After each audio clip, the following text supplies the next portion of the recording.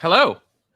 Hello, Oh, hello. sorry. I was So still listen, I dancing. was gonna play the Off the Rails Network credits, but I realized I only had the watch along credits in this brand, and we did not need to watch a 3-minute montage of movies, and then the Off the Rails credits, and then these shitty new credits I made for this show we are delightfully calling the Secession Sessions, because who doesn't like a little light wordplay? Welcome to the first episode of the Succession Sessions. That's like a tongue twister. Here on Off the Rails Network, formerly the PJ Campbell Network. I am Maxwell Haddad. I am joined by two people you probably know, maybe you don't. To my side here is Mr. Colin Morris. How are you, Colin? I am fantastic. How are you? I'm doing very well. And below me is the inimitable, inevitable, delightful Geoff, aka Quiz Show. I recently got to spend 2 weekends in a row in person with Geoff, and let's just say the man can hold his liquor and made me up my game, and it was dope. I believe it was like 2 a.m, and he was handing me shots of SoCo and lime, and I was like, okay, sure. I gotta tell you, man, You deserve it. that bartender Friday night was so happy when she handed me the bill. she was at the at what Swift. was it? Swift, yeah. So she was ecstatic, and I was not, but it was worth it, I think. Well, on behalf of myself and everyone else who you bought shots for, thank you. Thank you so much. I cleared it with my wife in the future. That amount is roughly the maximum I can do going forward, which means that I'm free doing that in the future. Well, so, the bar has been set. Yep, the bar was set at the bar. We're not talking about the bar today, are we? No, we're talking about Succession, and so before we dive into this, if I may, excellent season 3 premiere called Secession. So we're here on the Succession Sessions talking about Secession. Since we never did this for seasons 1 and 2, I'm just curious, what got you guys into the show? What are your overall thoughts on the seasons, and how agonizing was this nearly 2-year wait in between that incredible season 2 finale and the show's return? Why don't we start with Colin? Okay, well, first off, this show got my attention because of the people who make the show. Jesse Armstrong, I think, is just like absolutely insane and just like was perfectly built for this show. If you ever watch like Fresh Meat or Peep Show, like that stuff was like perfectly built for something like this. And the just taking it through because Adam McKay's involved as well, and the shots of like remind me of The Big Short, where they're unnecessarily zooming in, but you're like, oh wait, yes, please zoom in again if you want to. I think all that kind of stuff is just so unique. The visual language of the show is very clearly set by Adam McKay, and what he did in The Big Short, I think, was a huge influence. He brought a lot of that sort of like unnecessary but also delightful like documentary approach with the zoom-ins that has just become sort of the language of the show that I love. It's like I'm a Parks and Rec fan too, so maybe there's some of that in it too, where it's like, yes, I'm just cool with this, and that's fine. Yeah. Awesome. What about you, Geoff? Yeah, I mean, the number one thing were the people creating it. I mean, it was like the co-writer of In the Loop, which I fucking love, and just how I see, oh, look at that, it's going to be some sort of a drama from Adam McKay post Oscar win, him directing it, and he also was executive producing with Will Ferrell. Like, if I'm not mistaken here, let me just look to see. This is a Gary Sanchez production, this series, which is it's crazy when you think about, like, you know, this is right up there, right next to like The Goods, Buy Hard, Sell Hard. That's the one you go for. Okay. Hey, it is I think it's Gary Sanchez. I think you're right. Yeah, and it fascinated me to be like, okay, well, this is what they're gonna do. This is their name. This is what their names are attached to. So I checked it out. In the first episode, I was really intrigued. I wasn't totally locked in the first episode. I was very interested though, and then I kept watching, and I couldn't stop. And this is one of those series that, to me, every episode keeps getting like better than the last one. It's this constant like rising tension between this family, and then the humor is so on point, but so acidic. It's so cynical. I have to keep reminding myself too at certain points, like it is laugh out loud funny, but I constantly forget that it's also technically a comedy, because of just how darkly dramatic it gets. Like the season 1 finale when Kendall, because he goes on his bender and he ends up killing a guy at Shiv's wedding through crashing the car. Comes back in one of my favorite moments in this episode, which it's we'll one get of the to. most darkly dramatic moments in the series. And by season 3, through completely organic character development, the way that's brought up again in such a nonchalant way for no one to even notice that way, it's for the audience, it's a treat. And it's not a treat where it's like, it's an Easter egg, I get it, I get the reference. No, it's just like you think about what happened for the character to go from how dark that moment was to now suddenly making light of it, because it's and every single character has gone through such a crazy development. Some of them not as radical as others, while others I guess I don't want to go too far into stuff like who my favorite character is or what my favorite lines are. I start rambling just because I'm all over the place because of how much I love it. That's okay. Clearly we have no structure here. This is our first episode. I don't know. I'm a whore for two things. I'm a whore for prestige television. So if there's any new show of some notoriety starting on one of the big cable networks or even a streamer, I'm going to at least check it out. But I'm also a whore for like superlative usages of language in fiction, which is why I love Deadwood, which is why this show is so incredible, because we could wax poetic about the characters, the performances. We touched a little bit on the visual style, but at the end of the day, this show is a masterclass in writing and use of language. And particularly, and I'll keep bringing up the Deadwood illusion because this is the show most since Deadwood that I think strings together the most artful usage of profanity on television that I've seen. There is just something elegant and delightful and delicious when Brian Cox is shouting "fuck off" or whatever other concoction Jesse and his team comes up with. So there's also some great, I know that there's some people who don't like the show because they're like, well, who do I root for? These are all terrible people. Yes, that is the point. It's like a massive study in Schadenfreude. It's like showing up to the first race of the Kentucky Derby. You don't know the horses, but you're going to bet on them, and they're just terrible, and you're going to ride this out for the fun of it. Like, this is awesome. They're all awful, and one thing that they're all I awful, love like, because too, which I think how much we love the show too, and like for the understanding the show to that extent. One thing that I really dig is how, in hearing about the development on season 3, they said, we're just going to ignore the pandemic because people at their stage with that much money and everything, they ignore the pandemic. It doesn't affect them. I watch a lot of television. I don't think that's a surprise or secret to anyone. And it's been fascinating to see how different shows have decided to deal with or not deal with the pandemic. I think for me, the show that best dealt with it, maybe surprisingly, is Superstore. It makes infinite sense that a show about a big box store where they were essential workers, one of the only things that was still actively open during the pandemic. It just so happened to also be the show's final season, but I thought it weaved it in really elegantly, funnily, smartly. Otherwise, the medical shows have dealt with it. Otherwise, generally speaking, I don't want it in my programs. We're talking to you, Billions. We're talking to you.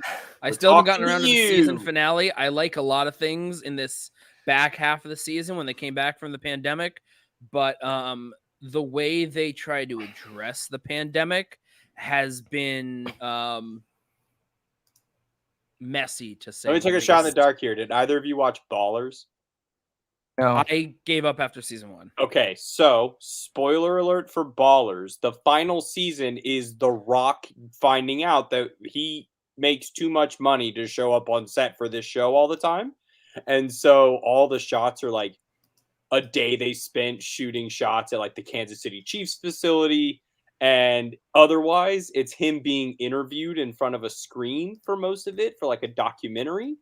And that's how I felt about the back half of Billions. The last season was just getting Axe out of the show because he was making too much money and could not be on set all the time until that one scene where they all were like, bye. Or when he said, take off your mask too, right? Or no, he was still on screen when he told them to take off their mask. Yeah, because no, he was in there. He did the take off your mask thing. And then after that, it was right after that, he suddenly got like, Yeah. because he was about to get vaccinated, and then he got Got then he COVID. suddenly got COVID, and then they just kept him there, and he was gone. I don't know. I haven't watched the final episode of the season because I've just been busy binging like horror movies and other stuff. But we're not here talking about that film or that show about really rich people making power moves against each other. We're here to talk about the better show about very rich people making power moves against each other. Possibly the best show.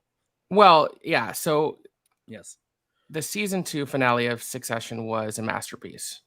Mm-hmm. Those last 5 minutes, I have gone back honestly and rewatched 100 times, especially since it's been such a long wait, just to like catch that serotonin high again.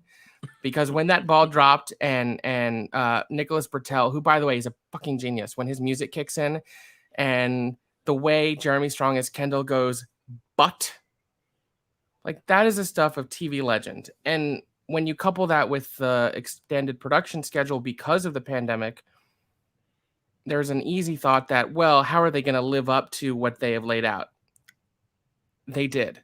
The show has not lost anything. If anything, it's even sharper and better than it was in the 2 years since we last saw the Roy family.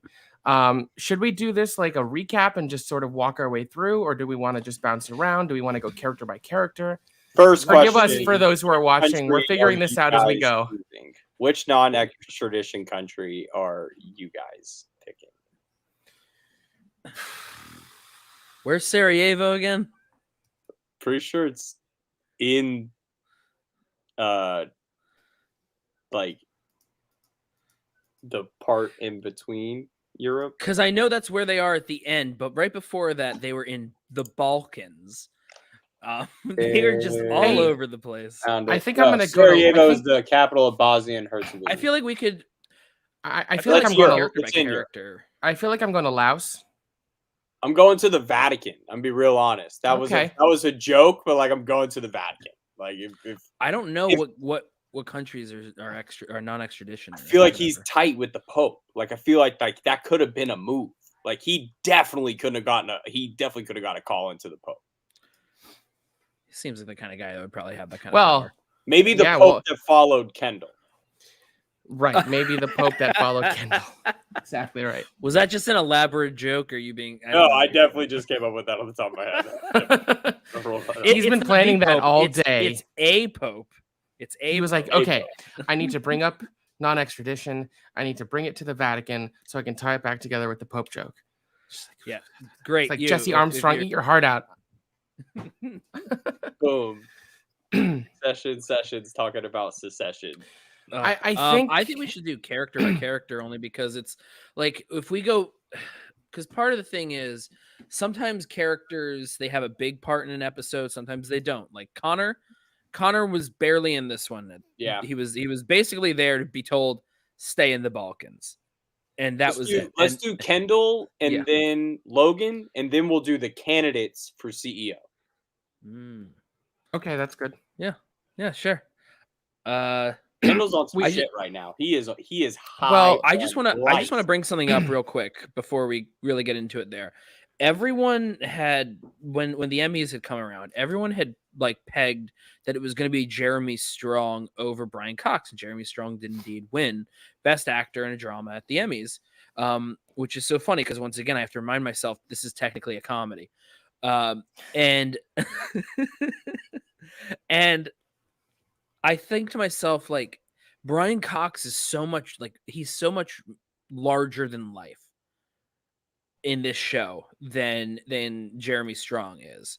But I think what I love about Jeremy Strong winning that Emmy over Brian Cox was an acknowledgement of acting that's not just yelling. And this isn't to put down Brian Cox. He's still brilliant, but he's a far more awarding someone who has a far much more nuanced, layered type of character than someone who is just basically angry unless you're brutal, unless you're this lethal killer.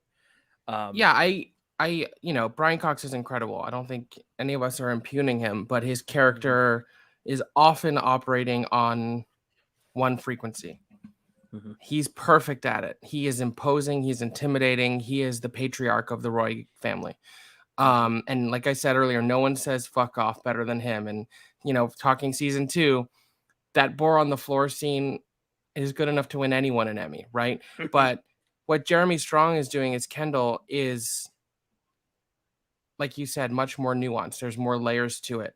And I love that the Emmys recognized a slightly more subtle performance. Not to say that he doesn't have large moments.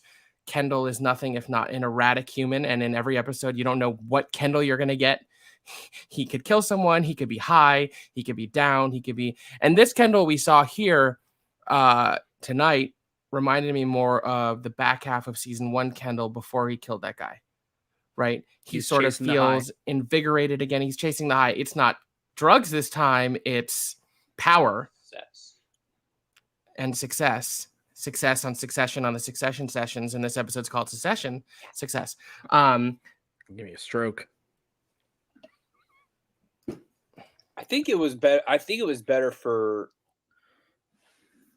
this fact that season 2 was Kendall's story. It was not Logan's story, and that is what I think carried Jeremy's performance more so than Brian's. Is that I would have given it to Brian in season 1 and then giving it to Jeremy in season 2 because of the point A to point B to point C, because you to realize the headspace that he's going back and rewatching the boat scene is just incredible because of what he goes and does afterwards. It's just one of the wildest things. And it's just, he is so maniacal in his own right. And just one point before we get into every character is that every one of them has something for somebody to latch on to. So when you say it's hard to root for anybody, I think it's easier for us to root for them than we like it to be, because of how much we do recognize our faults and how much they are jacked up to the 15, out of 10, out of what one might even say that they're jacked to the tits. Yeah. To bring it back to The Big Short, it's all. I think what we should do is let's go through real quick with the Kendall stuff then. Yeah. So we start out seeing Kendall sort of seemingly forlorn in the tub. And my first thought is, oh God, is he regretting what he did? Is he wallowing? Nah, he's just getting himself amped up to go on the attack. And I think that's the theme that we see throughout this episode, even in the closing moments, is this is going to be an all-out war, father versus son. It's easy to say it's for the moral fortitude of the company. No, Kendall didn't do this for morals. He did it because he finally had the right ammunition to try and usurp his father from the throne. That's what it boils down to. I don't think Kendall actually gives a crap about the girls on the cruise ship or that his father and other people at Waystar Royco covered it up. I think he just saw this as his end to grasp as much power as he can, which is why, it's really hard to root for these assholes because they're all assholes. And I want to root for Kendall, partly because Jeremy Strong is so delightful, but also he's an asshole. So one thing I like to do with a lot of shows that I love is I like to read reviews about episodes afterwards. So I was reading IndieWire's review and they were talking about who basically the power ranking also of who's winning at the moment, etc. And one thing that they brought up that I understood it, but I wasn't really sure how to verbalize it, was this thing where it was very obvious that Kendall's move that he made at the end of season 2, that was the move that proved, he can be a killer. And that is why Brian Cox, why Logan smiled at the end. It was, he saw him make that killer move. And at the exact moment in that phone call that he made to Logan, where he said, I don't want to see you go to prison or whatever, and he showed some kind of sympathy, Logan immediately decided to say, fuck you, I'm taking you down, because he showed he still has a weakness to him. He's not going full bore. He's not going beast mode. He's trying to do stuff where he's not going to try to take down everything around him. And to that, Logan can't stand. And that do that that was just to piss him off. exactly like one thing that I loved was you see how he didn't get mad at him for, I mean, he obviously was mad at him for doing it in general, but he didn't get really mad at him for making that move. He got mad at him for showing sympathy and for showing, empathy for the situation to him, even if it was just for a second. And that's further emulated. And I know I'm kind of jumping over to Logan here, but it's just sort of a thought. When Roman called Logan, because immediately beforehand, Roman was it. Roman was the guy for CEO until Roman called and said, I want it.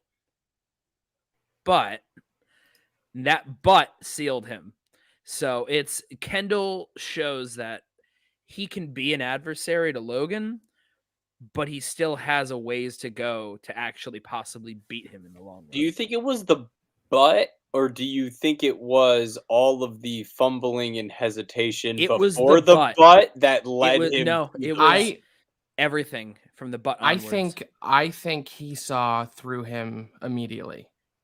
I think he knew exactly what he was lobbying especially in the way he was responding to his because word. I think he knows about what's happening with Jerry.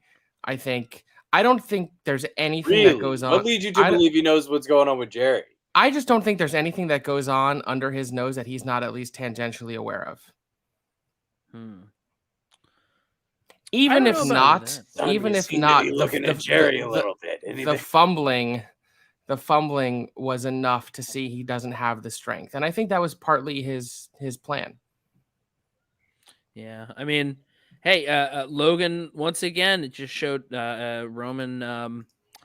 Roman was just basically whipped down by his dad again, so he'll be able to get off if someone brings it up to him, because that seems to be the only way that he can at this point.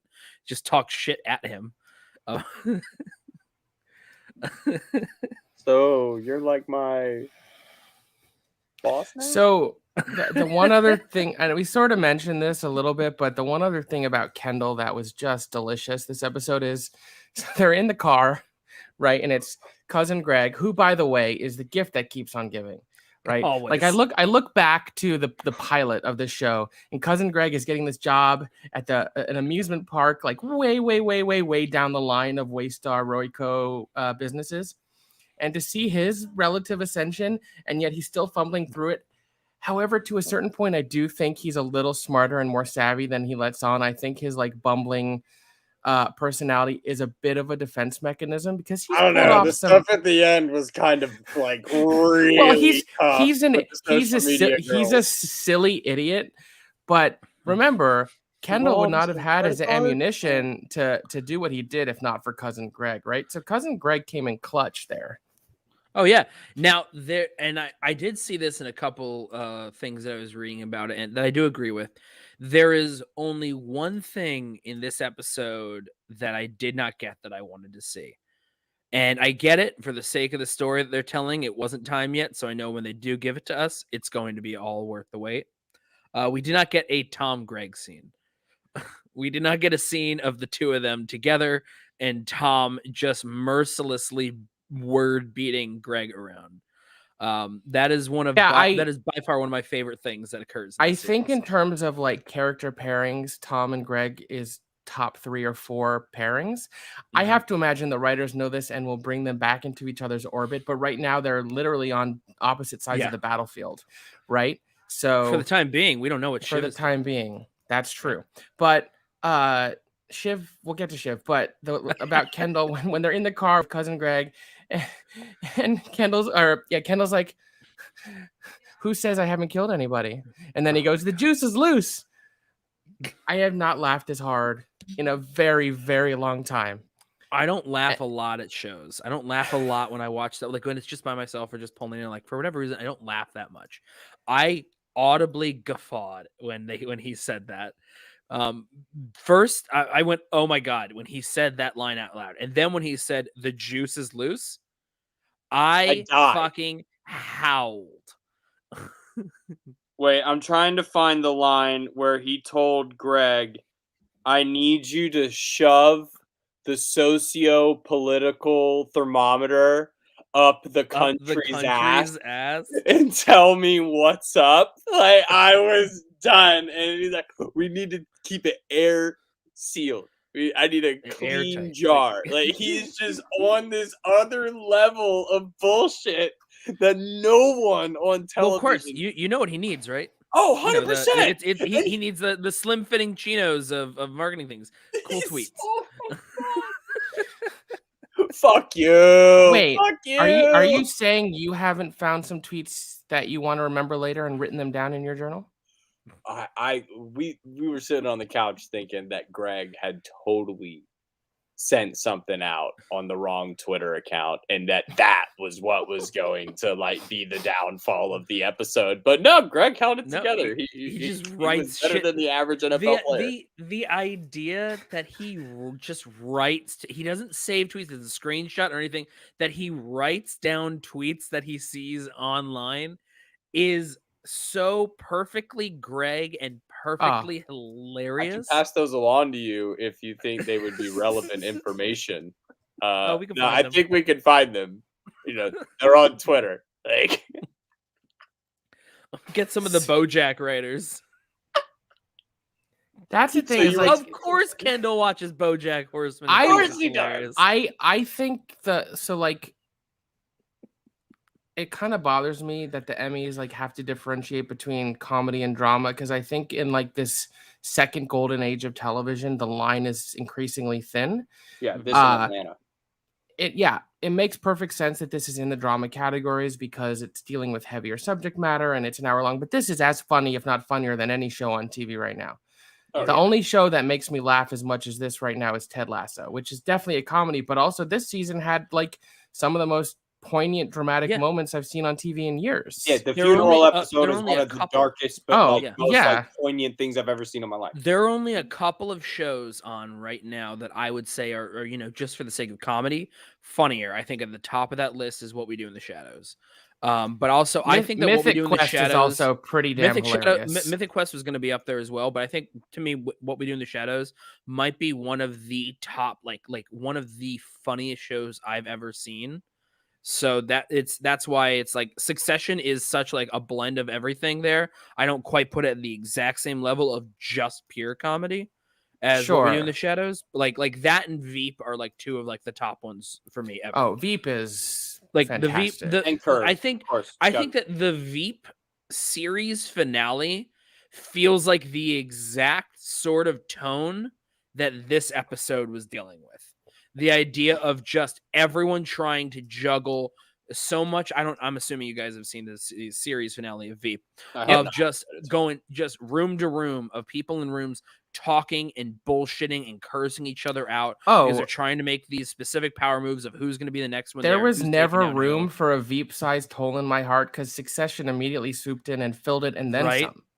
Yeah, and then some. If you like this show and you haven't watched Veep, cannot recommend it highly enough. I am making my way through it. It started is more. When I was in my first stint of college, and it is only more like, outwardly a caught up comedy. and then just never watched it when it came. It's more outwardly a comedy. It's a little sillier at times, and yet it's doing very, very similar. I'm a sucker for political stuff. I love House of Cards. I love Julia Louis-Dreyfus is like a fucking icon.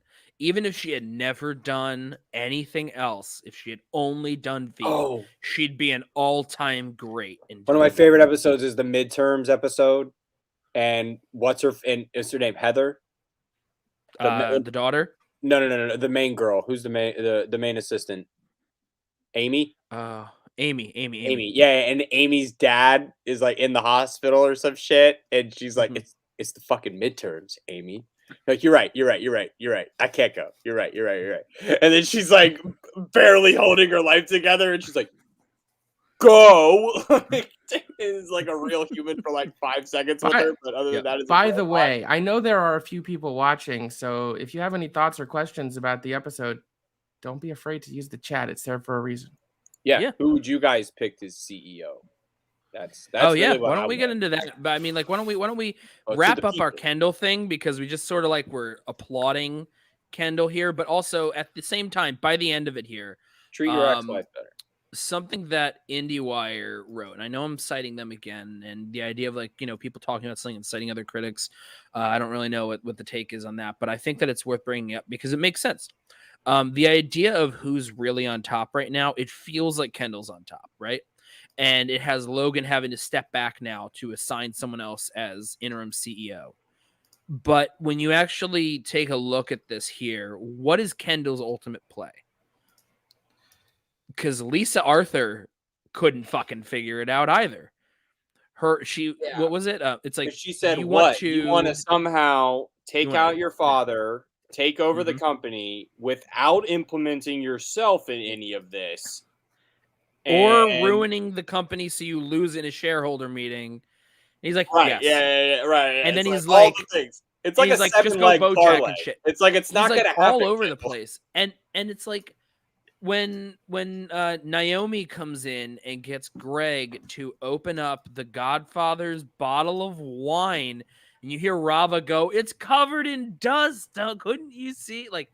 And then he comes in, and rather than react to the idea of ruining something like that, he just goes like, "Two beautiful, intelligent women in my life. How did this happen?" Like it's like this incredible thing. He gives him a fucking like dap, and he's like, "Let's go!" Like he like is his hype man. He's so hyped on himself at the moment, but what he's actually doing is so muddled and confusing. I want to come out on top, but not really sure how. I just want it to happen. He doesn't have any sort of play at all. And then you look at Logan. Logan is is going through everything that he can do. And you don't know what's in his head, but you know there are things going on in his head. He is constantly he has this constant like grinding clockwork going on. These gears sitting in front of the window watching the planes take off. Right. And like, at the end, he says it's like they're going full stop, full fucking beast. He knows what that means. We don't know what that means necessarily, but he does. So he knows what he's doing. Kendall doesn't. So at least he has an intention versus whatever the hell Kendall is doing. And when I read that, I thought, well, yeah, that's kind of what I was thinking. And so that's why I like reading some of these things, because they help me flesh out my own thoughts more when I happen to think of something. Yeah, I'm not entirely sure Kendall knows what his plan is either at this juncture. I think he saw an in.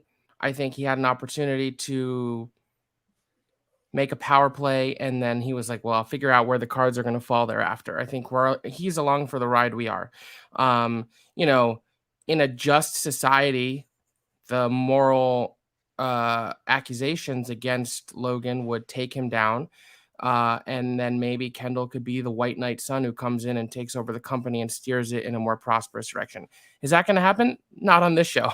No, because like I have like the realistic point of like what happens to the company, right? Like that, take that into consideration. And the only real life, thing we really have to compare this company to would be like, well, what if anything ever happened to Fox News? And like, what would happen? Like, God, I wish it would. Did I say that out loud? I'm sorry. Fox News, and like we have seen some stuff, but really, it just seemed like people just moved on and went away, and then the network still is what it is, and those people, even though they were removed, and the bad stuff that was happening internally in terms of human resources stuff, HR stuff, calmed down. The message is still spewing whatever it's spewing, and this seems kind of the same. So it's like, I don't know how, like, what are all the theme parks going to shut down? Like maybe the cruise lines, but are the cruise lines going to shut down? Would they just sell the boats? It seemed like last season they were talking about offshooting all the companies. Turn out like whenever they were talking about worst case scenarios, like they could sell off these companies in a sense. Like you could do that. Does Kendall somehow Well- just grab a hold of what is it even? ACN? Is that what he wants? ATN and does ATN. he even work there? ACN That is, was a great the question at the newsroom. beginning. Does he even work there anymore? Oh, it's not even his car, right? Right? Like, it's not even his car. When he gets in, she's like, "Is this even? Can you even use this car? Like, you just like said some pretty terrible shit about the company, and I don't even know if they would let you use this." Oh, my friend Keon, what's up, Keon? He said they would spin off cruises, I think, meaning they would sell it and rename it. Well, that's interesting because, for the purpose of Succession, the majority of what we see at Waystar Royco is the TV network. And then obviously with the cruises because of the scandal. But I don't even think we have a full understanding of everything they own. Because No, the Murdochs. I've always considered that it's what if Fox News and Disney were the same company, and I've just kind of run with that. Well, yeah. I mean, if you think about it, So- well, if you think about it, until the Murdochs sold Fox to Disney, Fox News did own a movie studio, did own theme parks, because there are Fox related theme parks in other countries other than the US. Right. Yeah. I believe they do have interests in resorts and cruises and hotels, if I'm not mistaken. This is very, I mean, if I'm not mistaken, Jesse Armstrong originally had a script for a Murdoch biopic, and then he sort of just adjusted it over to this when he realized it was Showtime stole it. Right. But also, not worth it. And you can have more fun when you're sort of just loosely basing it on something instead of having to be beholden to some reality.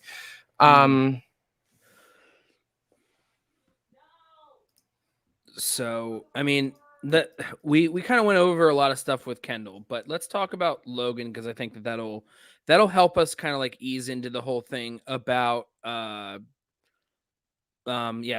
here. Bob Iger says Succession is a very accurate and in line with the Murdoch family. Yeah, absolutely. I think that talking about Logan is going to be a really great like way to segue into this whole CEO conversation. Because we see Logan here now, his back is against the wall, but he's not someone who's just going to go down without a fight. He's someone who's going to use every possible avenue that he has at his disposal. Which I think it's so interesting how he treats everyone around him, including I forget the character's name, but played by Academy Award-winning documentarian Fisher Stevens. Yes, Hugo, that's it. It's like every time I see that, I'm like, wait a minute, he directed The Cove. And I get it's like just one of those things where it's like, man, some people. Well, especially because when I think of Fisher Stevens, I think of Friends. I never watched Friends, so I couldn't. Fair enough. Tell you. Yeah. Yeah. But seeing how he goes, what was it? What did he say? Oh, he's sitting in the van, and then Roman comes over and says, "You want me to ride with you?" And he goes, "You want to suck my dick?" And Roman just goes, "He said to his son after sexual assault allegations came out." Like we've talked a lot about the actors in this show. Yeah. Kieran Culkin is extraordinary. I think he should have won 2 Emmys already for this show. Yep. Yes. It just gets better and better. I like the morning show. We're done with I like the morning show. Peter Dinklage. All right. I like the morning show, and I really love what Billy Crudup is doing on there, and I can see how he stands out with that. But like Kieran Culkin, especially in season 2 where he was nominated for, I was just like, wow. Yeah. He was my third choice. He was my third choice after him or Matthew McFadden. I mean, like, I love Cousin Greg, but I feel like I don't know if that's ever going to be like the Emmy winning guy, but I don't know. Now, if this was in the comedy category, Nicholas Braun is who you give the award to, because it is absolutely the silliest, funny, like. But yeah, I think the show's probably going to run 5 or 6 years. I think Kieran will win an Emmy before all is said and done. I think so as well. Look, if random people like Bobby Cannavale can surprise with an Emmy win for like Boardwalk Empire. Yeah, I still remember being shocked by that. Yeah, everyone was shocked by that. Like, if that can happen, or Billy Crudup now suddenly winning something, or that one time Jeff Daniels had a shock win against people that like are pegged to like definitely be the winners. Like, I think it wasn't a shock win if you actually watched the newsroom. It's fine. I did watch the first episode and most of that first season. What? He won for the first episode's opening monologue. That's not true. The first, all of it is so good. He has so many moments like that. So great. It's so good. He has many of those moments. Most of them are diminishing. That kind of shit, so it's like I'm a sucker for all that stuff. But I don't hate the morning show. I just think it's like it's. Oh no! I said I like the morning show. I never said I loved it. I just watch it. I watch it. It's sort of like trashy to me, but I enjoy that trashiness. But we're not here about the morning show. We're here about the Secession sessions, talking about Secession, and I got it. And I think that Kieran Culkin is the best Culkin. Oh, yes.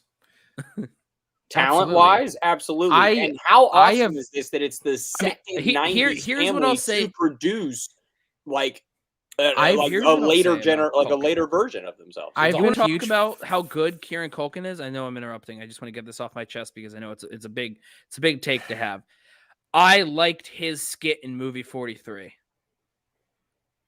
Oh, I forgot. Okay. I was just going to say, I've been a big fan of Kieran Culkin since Igby Goes Down. I don't know if you guys have seen that movie. Still got to see it. I rented that movie at a very formative part of my life. I was in high school when it came out. It really connected to it. I think it's arguably the best movie adaptation we could get of Catcher in the Rye, even though it's not actually a Catcher in the Rye movie. That's basically what it's doing. And Kieran Culkin is fucking great in it. And then he's also screamingly funny in Scott Pilgrim. So the dude is fantastic. Somewhere. I love him, Scott Pilgrim. That's where I first noticed him. Wallace.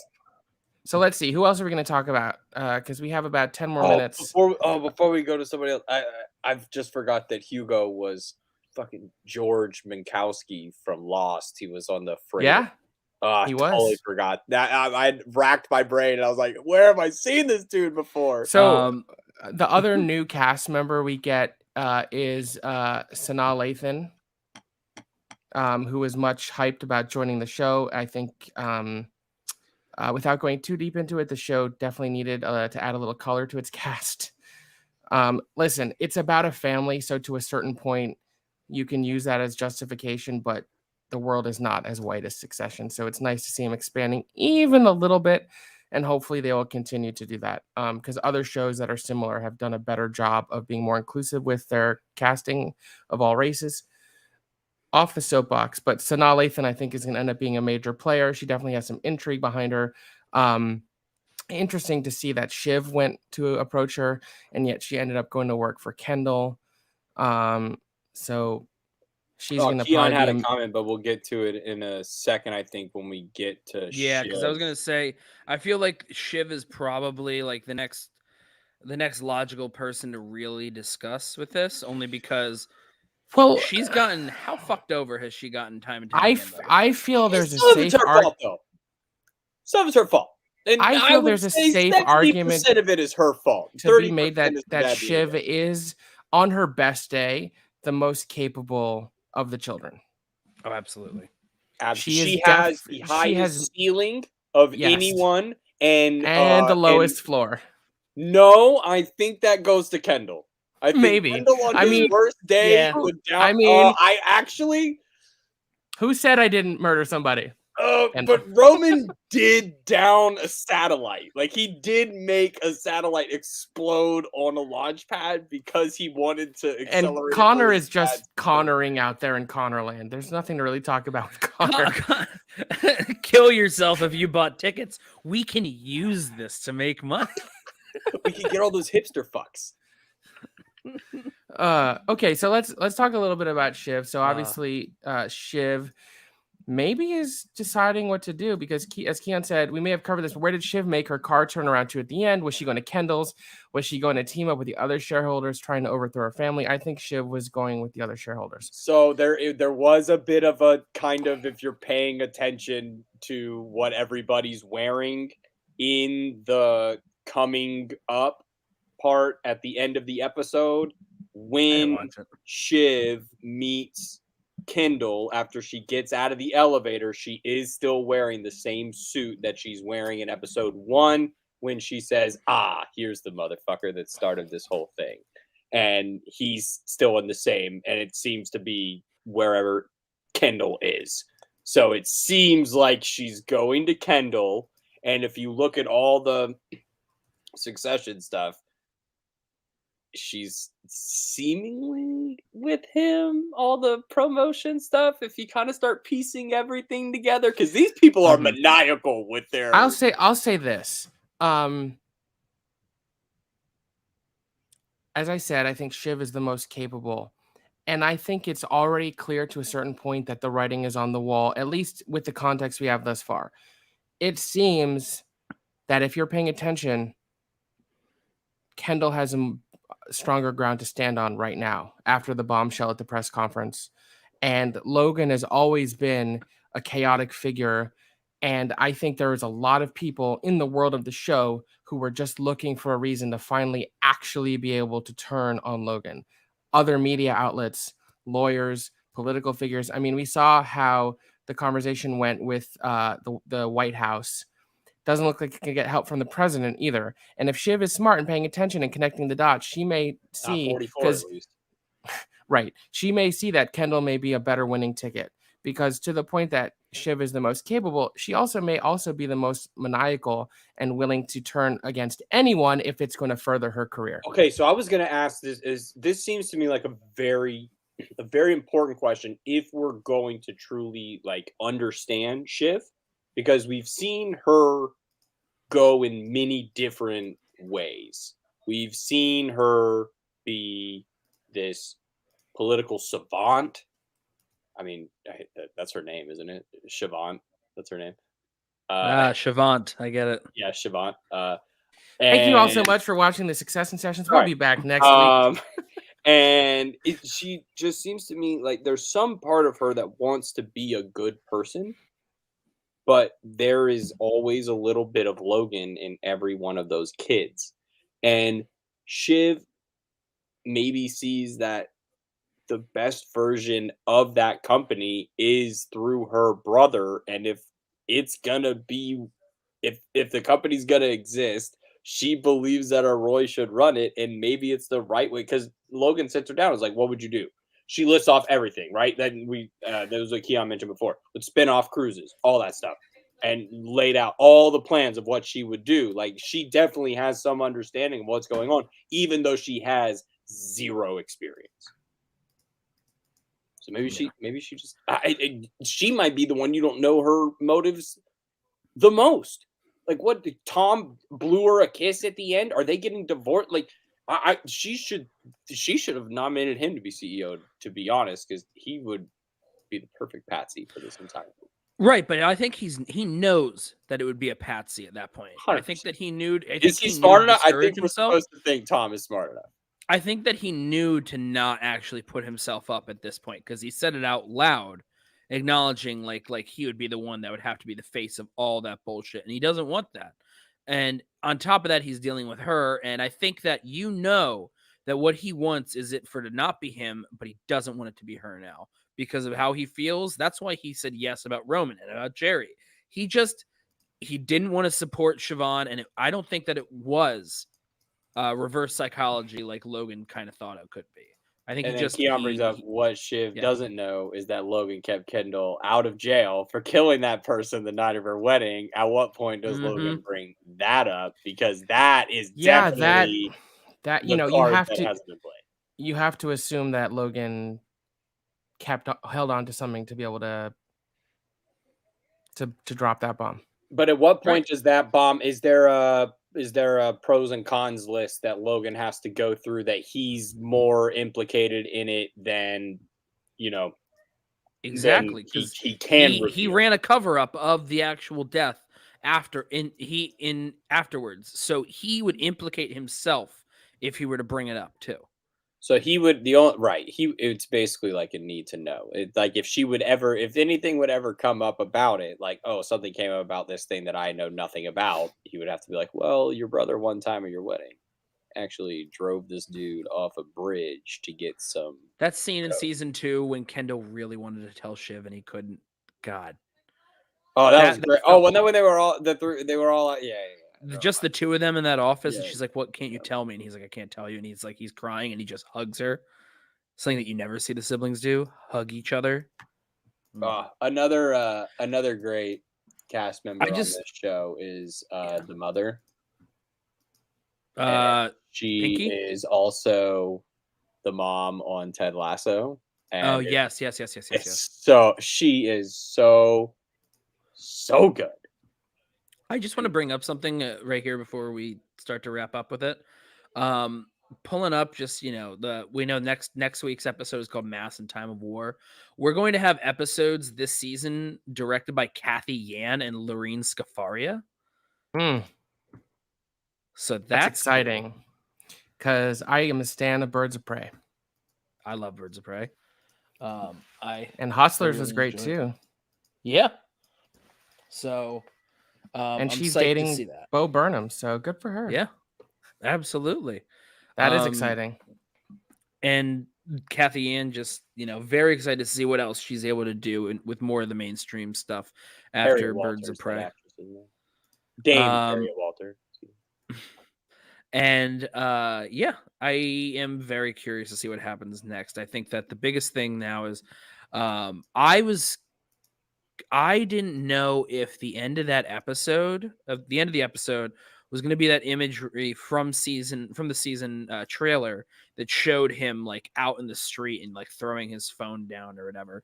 One thing I loved about this whole episode was the marketing, the trailer, about like, what was it, like 85 to 95% of this trailer was just stuff from the first episode.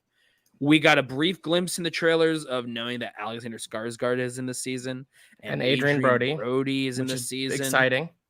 Very exciting to see those guys come in there. I think those are Kendall's new perspective money people to come in and push out what's his face, his homie, and that. I'm also wondering if there are people who we haven't met yet that will be big names who play shareholders, maybe. No, because if anything, it's just gonna be the board. The shareholders meeting is gonna. If they're big shareholders, because there's gonna be a shareholder meeting, so there are going to be probably some faces there that are important. Yeah, Keon says we do know Kendall is allowed back in the office at some point. I'm pretty sure he comes in with the FBI because he has a hat on, and it seems like it's a bad day, and he's in too good of a mood. The revolution must be televised. Yeah. Yeah, he can yell anything. I'm pretty sure he can yell anything. One last thing I want to bring up, and Geoff, you spent a good amount of time talking about how you like to read recaps or other critics. One of my favorite television critics is Alan Sepinwall. I followed his work for a long time. He now works for Rolling Stone, and normally him and I are very much on the same page. Like, we both agreed on how The Leftovers is one of the best, most underappreciated shows, all sorts of stuff.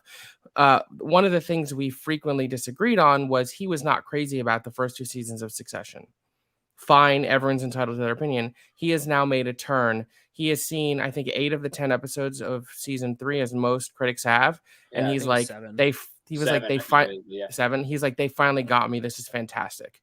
So if someone who didn't like the first 2 seasons now loves it, imagine how us who have been on board since the beginning are going to feel. Oh man, everything I saw about this, like I saw early, like IndieWire's review, or not IndieWire, IndieWire. Yeah, I think IndieWire's season review right now is an A. IGN has it at like a 9 out of 10. Like that's like the averages are various shades of A, which excites me a whole lot. I brought it up before in places like I love when I see stuff like in the approach in like the lead up to Halloween Kills, how divisive that movie was for a lot of people. One of the most, well-known divisive opinion things right now in this space is Maxwell versus PJ on Halloween Kills. The funny thing is we literally saw it sitting next to each other. Yeah, and I was so sure how he was going to feel about it. So the credits start rolling and I turned to him and I was like, God, I actually think they managed to make a worse Halloween movie than Resurrection. And he looks at me and I thought he was going to be like, I agree. And he's like, I loved it. I unabashedly loved it. And I was like, okay. All right. Yeah.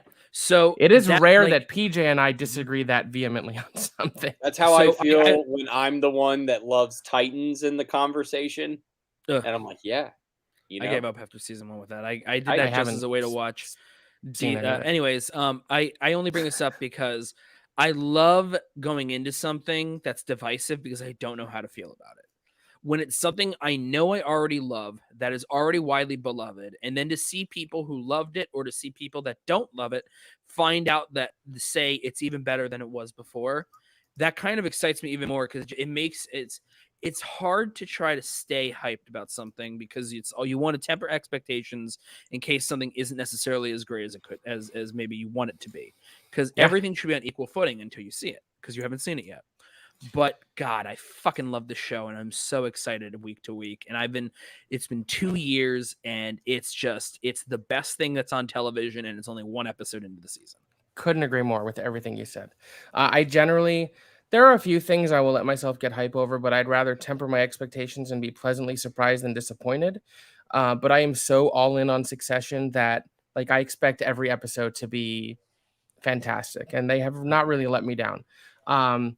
We will be back, hopefully this time, just about every Monday at 9:00 Eastern to break down the previous night's episode of Succession here on the Off the Rails Network. Thank you all so much for joining us. Maybe we'll have more live viewers next time to get more engaged in the chat. If you watch it on rerun, that's fine too. We are here for you. Tweet us. And speaking of that, Geoff, where can everyone find you on the internet? What else you got going on? You could find me here. That is my Twitter at Geoff1106. That's my personal one. We also have I have a channel, Schmo Me the Money. We do Schmodown conversations. Do you do that show? Do you do the competition show anymore?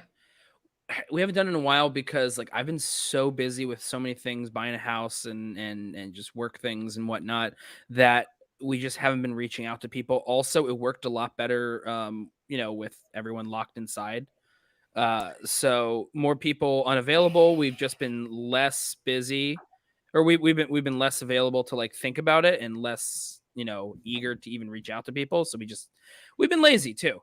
So there's that. Welcome to the Off the Rails Network, where once everyone was vaccinated, our output dropped by 70%. Yes, exactly. And then, now it's just Buck and I talking about it, maybe sometimes every couple of weeks, only because, tired, or we don't feel like talking about the matches, because maybe not every match is actually really worth talking about at this point. But we also do our Friday shows where we do crossovers with the guys from Watt Real Entertainment, Spin from the Real, where that's whenever we have pay-per-views. Normally we do them on the Friday pay-per-view nights. And then we get some guests, maybe people that were in matches. So yeah, that's really it. And now I'm doing this, and awesome. Yeah. Colin? Yeah, you can also find me sometimes on that Why Real Entertainment channel on Tuesdays. I do Real Sports with Matt, where we break down all the Matt's stuff the best, isn't he? Matt's such a good dude. So great. He'll do a lookout for you all the time. And we break down sports. We do the thing. It's nice. We got good banter. We got some rivalries in the host, so it's nice. We get under each other's skins. Not doing the Schmodown stuff anymore.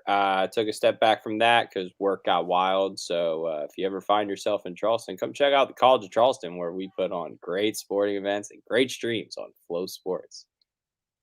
Awesome. Shameless. And by the way, I think I said this off air. I am definitely rooting for the Braves. I know they're a divisional rival of my beloved Mets, but I fucking hate the Dodgers. So let's go. I'm a 16th Cherokee. I can chop. I was about to say I can chop. I did see a tweet yesterday that was like that. I was sort of like, yeah, they're like, I hate the Dodgers, but God, the Braves fans are also racist. I was like, but it's like, and then Bill Plaskey from Around the Horn was like, oh, great. Here come the Braves with their racist chant to welcome in every pitcher. Yeah. I just knew the LA Dodgers, all the Dodgers reporters were going to come in and have a field day with it. I just had this inkling, but here we are. Talk about it tomorrow on Real Sports after the game. There you go. Anyways, I am Maxwell Haddad. You can find me on Twitter at CineMaxwell, Instagram CineMaxwell Inc. Here on the Off the Rails Network in a little less, about half an hour. We're doing a Scary Movie Squad watch along of Your Next Adam Wingard slasher type film that I love. It is available for free on Hulu. So if you guys want to watch a scary movie with myself, Chris Clark, Kristen Smith, we'll see who else may show up. Join us right here. Yeah, listen, if you've never watched a scary movie with Chris Clark, you got to do it. It is magical. It's a poorly I got kept to meet secret. him in person in New York. Oh my he's God, exactly he is just how the he most is. delightful, delightful man. Yeah. And actually, speaking of Chris Clark, if you guys are going to Spectacular, he has put together a concert. I thought I had the. I don't. Anyways, he's put together a concert the night after Spectacular called Night of Souvenirs at the Mint. A lot of amazing people are going to be performing, including his Meatloaf and Billy Joel cover band. Yes, that is what I said. It is a poorly kept secret at this point that I am an executive producer behind the scenes over at the Let's Get Ready Network. So check out all their great Schmodown content on Tuesdays. They do a show called The Gold Standard, the only live show that breaks down the FCL right after the matches. And speaking of FCL, I am a competitor. Listen, there's only 2 weeks left in the season. We know what tomorrow's matches are. It's the Cinephonatic Civil War. Got my dude Sean Wingblade playing Cat the Mad and IG in the undercard. Then next week is Warfare, the final big event of the season. We know what some of the matches are. Some of them have not been advertised yet. Might I be showing up? You have to tune in and find out. Yes. Thank you for watching the Secession sessions with us here at the Off the Rails Network. We will see you next Tuesday, and I'll see you guys in like 20 minutes to watch Your Next. Ah, fuck off.